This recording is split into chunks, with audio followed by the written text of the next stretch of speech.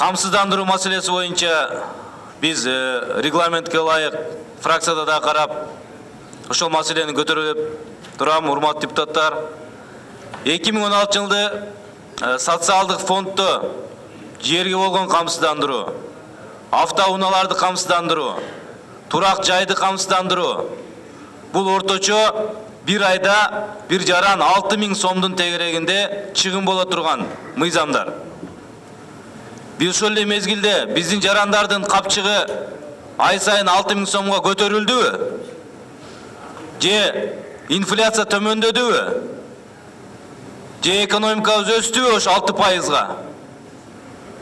Мына ошонун бардыгын эске алып туруп, өкмөт өзү келиш керек эле, бизди сурандырбай. Өзү келип, урматтуу эл өкүлдөрү, ушул мыйзамдар аткарылбай калып коркунучта турат. Мына ушуларды биз токтото туралы, убакыт берип туруңуздар деп сураныш керек эле.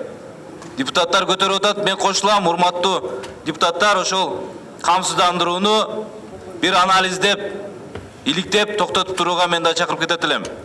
2005 жылы көтөрүлгөн, ошону дагы бул ишке ашкан эмес.